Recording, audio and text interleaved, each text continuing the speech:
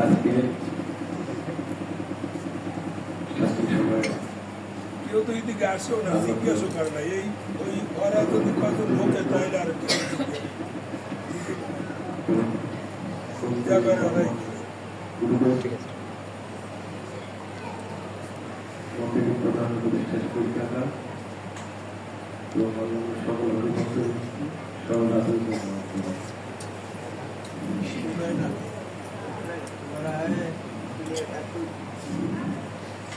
আসলে কি বলবো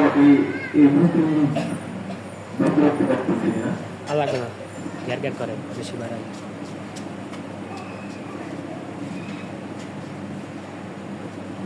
আমার কি করে কিভাবে বা তারা এই সিদ্ধান্ত দিলে আমি নিজে অতটা মনে করতে পারে। আর এত বড় দায়িত্ব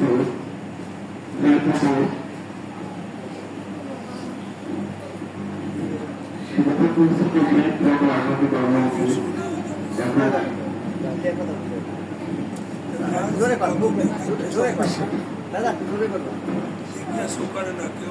আমরা আর আগে 24 সালে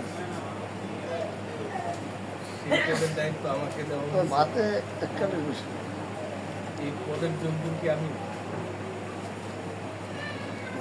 আমার কাছে একটা প্রশ্ন, এই পদের জন্য আমি আসলে আমি এই পদের জন্য আমি এতদিন এই মন্দিরে দিয়েছি সাধারণ সম্পাদক ছিলাম, এখনো মনে হয় আছি। আমি এমন একটা ঘরের অপেক্ষায় ছিলাম, আমি অনেকবার এখানে আসছি। এই মন্দিরে যখন আমি দায়িত্ব পাই, অনেক কথা আমাকে শুনতে হয়েছে, অনেক অনেক কথা শুনতে হয়েছে, শুনছি। আমার কানে একটা কথা ভাসছে যে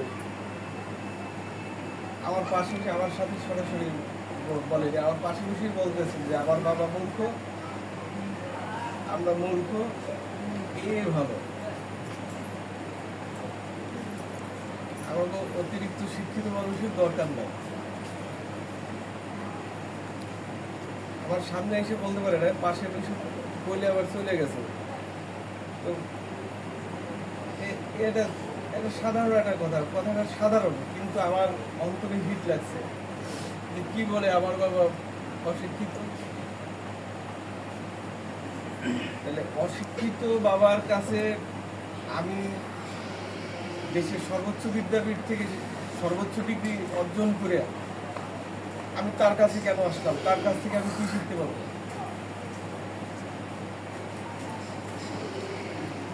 তার কাছ থেকে আমি কি শিখতে পারবো? আমি তো সারা বাংলাতে, আমি যখন অডিট ডিপার্টমেন্ট অডিটে ছিলাম, আমি সারা বাংলাদেশে ঘুরছি। সারা বাংলাদেশে এমন কোনো আমার মনে হয় 2-4-5টা হয়তো বা বাদ যাইতে পারে। এছাড়া আমি বড় বড় গোসাই, বড় বড় নামি দামি, এরা একেবারে এই নাম এই নাম। আমি যে জেলায় অডিটে যাইতাম, আমি আগে যাই জিজ্ঞেস করতাম এই জায়গায় বড় গোসাই কি আছে, চলেন তো, আমার একজন গোসাই দরকার, আমার একজন গোসাই দরকার। যে আমি তো অদীক্ষিত, কিন্তু আমি খুঁজে আমি পাই না, কোথায় পাবো?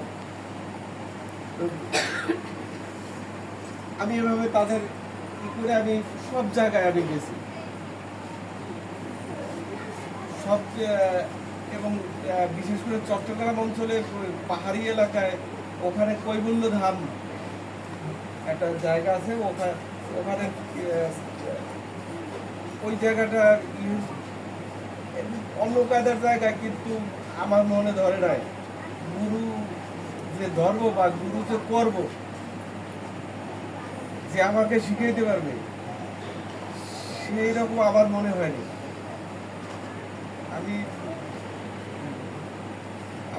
আমার মনে ধরেনি। তারপরে বেনাপোল আপনারা যান, বেনাপোল ওখানে একটা মন্দির আছে, হরি মন্দির বলে, হরিদাস ঠাকুরের মাটির ভিতরে। ওখানেও কিন্তু অনেক জাঁকজমকপূর্ণ অনুষ্ঠান, এবং অনুষ্ঠানের সময় আমি ছিলাম। একদিকে চট্টগ্রাম আর একদিকে বেনাপোল, মাঝখানে যে আমি সব চর্চা হয়ে গেছে। তা আমি আমি আসলে আমার মনের মতো মন পাইনি। আর এখানে আসলাম, এখানে এসে শুনলাম এই কথা, তাহলে আমি কি করলাম? আমি কি ভুল করলাম? আমি কি ভুল করলাম? এই ভুলের প্রশ্ন যারা এখনো আছে আপনার ওই ভাবটাই তাদের ভিতরে এখনো আছে।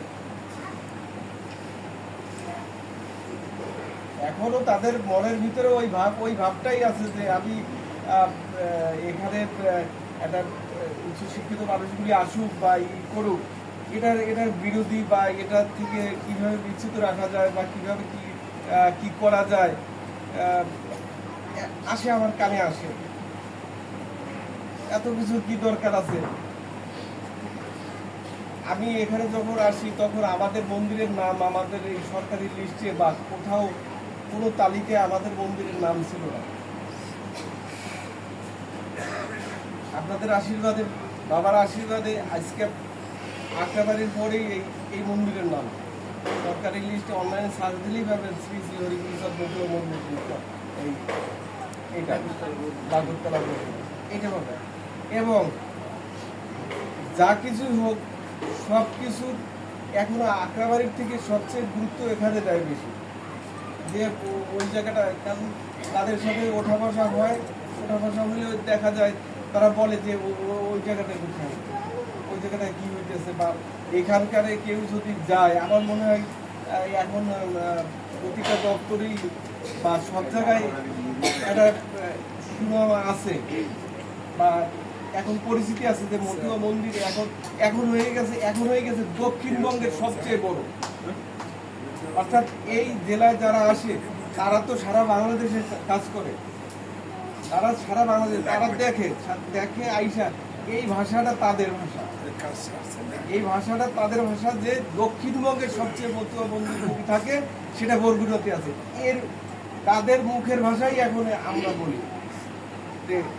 এখন এই শিক্ষিত মানুষগুলি আইসা এই হয়েছে, এখন এই মুখ বাবার কাছ থেকে আমি কি শিখলাম? এটা একটা প্রশ্ন না? এই বাবার প্রথমে শুরু করছিল যে কথা, যে বাবা যেভাবে শুরু করছিল যে আমি তো কিছু জানি না, আসলে বাবা যে কি জানে তাকে বর্তমান মতুয়া জগৎ তথা এই সনাতনীর ভিতরে আছে কিনা আমার সন্দেহ, সনাতনীর ভিতরে আছে কিনা আমার সন্দেহ। বর্তমান প্রেক্ষাপটে বর্তমান যেভাবে কি চলতেছে তাতে এবং এই মূর্খ বাবার কথা শুই না আমার 1 লক্ষ টাকার উপরে বই কেনা হয়েছে, যে আমি আসলে সে যে বলে কথাগুলি এর রেফারেন্সটা কোথায়, কোথার থেকে বলে। আমাদের ধর্মগ্রন্থের একটা সিরিয়াল আছে, সব কিছুর একটা, আমি জন্ম হয়েছে, আমার পরে আমার সন্তান, সন্তানের পরে তার সন্তান, এভাবে কিন্তু আসে। তা আমাদের ধর্মগ্রন্থ আমি প্রথমে এলোমেলোভাবে কিনছি, কথা শুনছি, কথা শুনে এটা যদি বলছে যে এই জায়গায় পাওয়া যাবে, তাহলে ওইটা কোথায় আজ পাওয়া যায়। আমি ইন্ডিয়ার গ্রোপুর দেশ থেকেও আমি বই নিয়ে আসছি, অর্ডার দিয়ে সেখান থেকে বাংলাদেশ থেকে আমি কিনতে পারতাম যে মূল্যে, তার 3 গুণ মূল্য দিয়ে ট্যাক্স দিয়ে আমাকে নিয়ে আসতে হয়েছে, তাও আমি আনছি। আইনে আমি তার পাইছি, আমি পাইছি। এরপরে এখন এই ধর্মগ্রন্থের যে সিরিয়াল, আমরা সবাই একটু জানাশোনা হইলে একখান বই লিখে ফেলাই, যে যার মতো করে লেখি। এই আমাদের ধর্মগ্রন্থগুলির অবস্থা হয়েছে এই অবস্থা। প্রথম যে আমাদের সনাতন ধর্ম, হিন্দু আসলে ধর্ম না, হিন্দু ধর্ম না, সনাতন ধর্ম। সনাতন ধর্ম, যে সনাতন ধর্মের প্রথম যে মূল গ্রন্থ যেটাকে বলা হয় সেটা বেদ। এই বেদের থেকে শুরু হয়েছে। বেদের তো রসকস কিছুই নাই, আর হাজার হাজার হাজার হাজার মুনি ঋষির নাম আছে, এক একজনে এক এক লাইনের 4-5টা শব্দের একটা শ্লোক, বোঝা যায় না। রসকস কিছু নেই, কেউ পড়তে পারে না। বেদের পরে তারপরে এটা এর ধর্মের, আমি একটু সময় একটু বলবো। এখন ওখানে বেদ থেকে হলো না বেদে, আসলো কি উপবেদ পরিষদ না পরে, এরপর আসছে উপবেদ। উপবেদ আসার পরে তারপরে তাতেও হলো না, বুঝাইতে এই এই জীবকে বুঝাইতে পারতেছে না যে আসলে এটা কি, বুঝাইতে পারে নাই।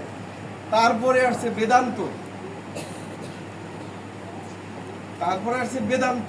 এখন বেদান্ত দিয়েও আপনি 5% মানুষের এই 5% সমাজকে বুঝাইতে পারতেছে না যে আসলে ধর্ম কি বিষয়। এ দিয়ে ওই ওই যারা মুনি ঋষি ছিল তারাই যাগ যজ্ঞ এই এই সেই করে এই তারা যা বলতো ওইটাই ওই ওই পর্যন্তই। কিন্তু মানুষের মাঝে যে নাম বিতরণ করা সেই জিনিসটা পারে না বেদান্ত দিয়ে। বেদান্তর পরে আসছে উপনিষদ, 105টা উপনিষদ আসছে। 105টা উপনিষদ আসলে নাই, 51টা উপনিষদ পাওয়া যায়, আমার কাছে আছে। আমি যেগুলি বলতেছি এগুলি সব আমার কাছে আছে। আমি বাবার এই যে যারা বলে যে মূর্খ বাবা, আমার বাবাই মূর্খ, আমরাও মূর্খ, আমরা এই নিয়েই থাকি, কিন্তু আমি কিন্তু ওই মূর্খতা রেফারেন্সটা আমি এই এই বিষয়গুলি কিন্তু বেদ থেকে শুরু করে যে যে গ্রন্থের কথা বলতেছি সব গ্রন্থের তার যে মুখের থেকে যে কথাগুলি আসে সেই কথাগুলি এই সমস্ত গ্রন্থে আছে। উপনিষদ আছে, উপনিষদ আছে 51টা, 105টার ভিতরে 51টা চলমান, 51টা ওটা পাওয়া যায়, 51টাই আমার কাছে আছে। আমি দেখছি পাওয়া যায়, অনেক কিছু পাওয়া যায়। তারপর আছে পুরাণ, এরপর কলিযুগ দাপর যুগে আইসা সব জোগাড় কিছু যে যার মতো করে ওটাকে জগাখুজি করে ফেলে। এখন এখন পণ্ডিতের কোনো অভাব নাই, যার যার মতো করে আসলে যে হরিনাম যে কি জিনিস সেই জিনিসটা আর হয় না।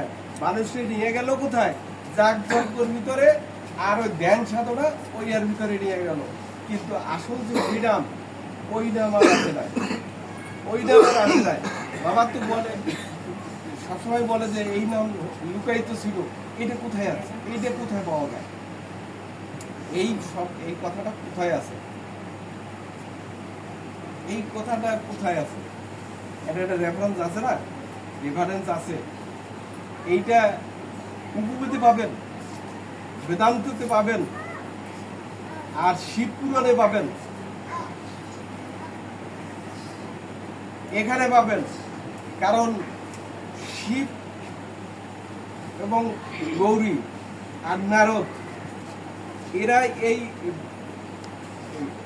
এই শিব যে স্বয়ং যে শিব সেই এই নাম লুকাইছে যে নো এখন না, এই জীবে বুঝবে না, থাক সবাই যখন হবে তখন শেষ সময় আসবে তখন পাপে ভরে যাবে, তখন এই নাম দিয়ে সহজে মানুষের আয়ু হবে কম, তখন এই নাম যখন মানুষের মাঝে অল্প আয়ুতে হবে তারা তখন শেষ জমানা তাদের গোলকবাসী হইতে হবে, যে নিবে সে গোলকবাসী হবে, আর যে নিবে না ও ওর মতোই ওপরে থাকবে, ও জরাজীব হয়ে ওপরে থাকবে। তাইলে কথাগুলি কি রেফারেন্স আছে? তাহলে কি আমার বাবা কি মূর্খ?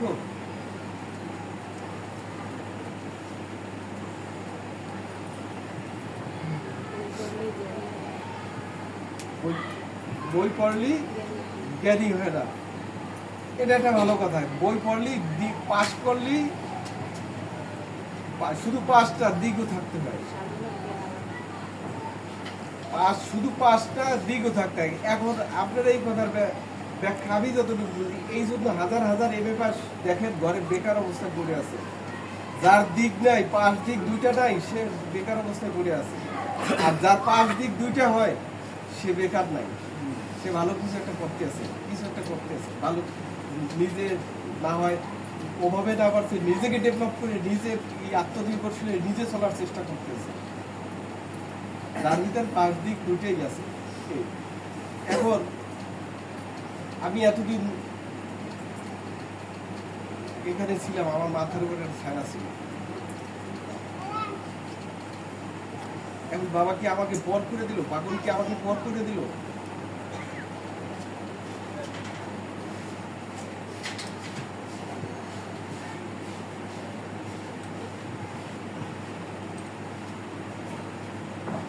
আজকে আর হয়তো কারো কারো কাছে কি মনে হয় জানি না, আমার মনে হয় আমার বিদায় ঘন্টায় বেজে গেছে। কারণ বাবা, এই পদের ভার আমি নিতে পারবো না।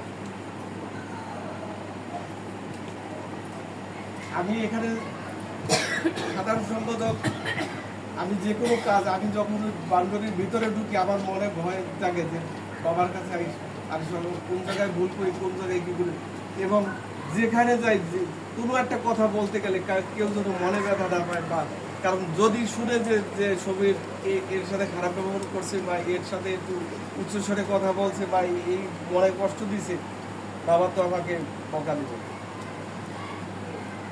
আমাকে কি বাবা পর করে দিল? আর এই পদের যোগ্য আমি না। এই পদ আমি যেভাবে এখানে যেভাবে আমার মাথার উপরে বট গাছ আছে, এই পদের দায়িত্ব পালন যদি আমাকে করতে হয়, তাহলে এই পদের দায়িত্ব আমি একজন কর্মী হয়ে থাকতে চাই। আমি এই পদ আমি বাবার চরণে অর্পণ করতে চাই। বাবা,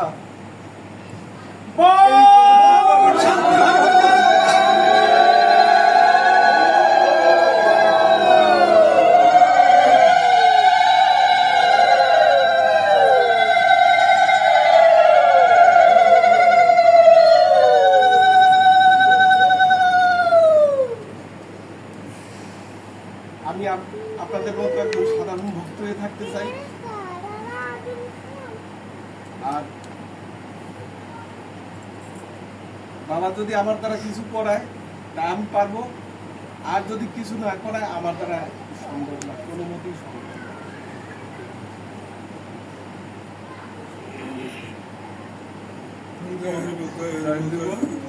সবাই ভালো থাকবেন, আশীর্বাদ করবেন, আমি আপনাদের মাঝে যাতে একজন পূজ্য ভক্ত হয়ে থাকতে পারি।